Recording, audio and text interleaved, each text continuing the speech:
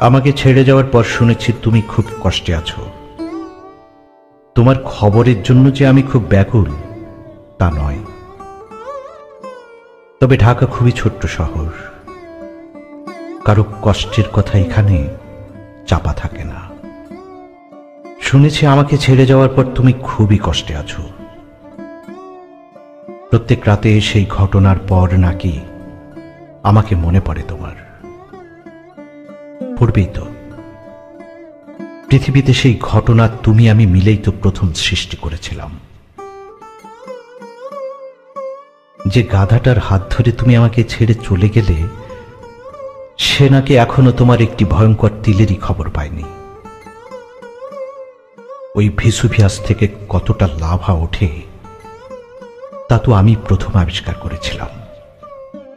তুমি কি জানো না, গাধারা কখনো অগ্নিগিরিতে চড়ে না। তোমার কানের লতিতে কতটা বিদ্যুৎ আছে তা কি তুমি জানতে? আমি তো প্রথম জানিয়েছিলাম ওই বিদ্যুতের দপ করে জ্বলে উঠতে পারে মধ্যরাত। তুমি কি জানো না, গাধারা বিদ্যুৎ সম্পর্কে কোনো খবরই রাখে না। আমাকে ছেড়ে যাওয়ার পর শুনেছি তুমি খুব কষ্টে আছো। যে গাধাটার সাথে তুমি আমাকে ছেড়ে চলে গেলে, সে নাকি ভাবে শীতাতপ নিয়ন্ত্রিত শয্যা কক্ষে কোনো শারীরিক তাপের দরকার পড়ে না।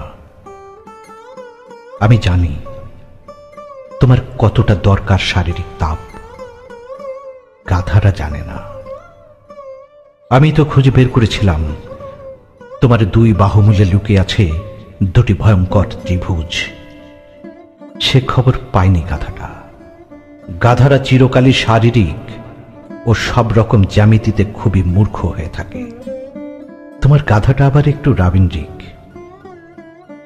তুমি যেখানে নিজের জমিতে চাষার অক্লান্ত নিড়ানো চাষময় পছন্দ করো, সে নাকি আধ মিনিটের বেশি চষতে পারে না। গাধাটা জানে না চাষ আর গীত বিতানের মধ্যে দুস্তর পার্থক্য। তুমি কেন আমাকে ছেড়ে গিয়েছিলে?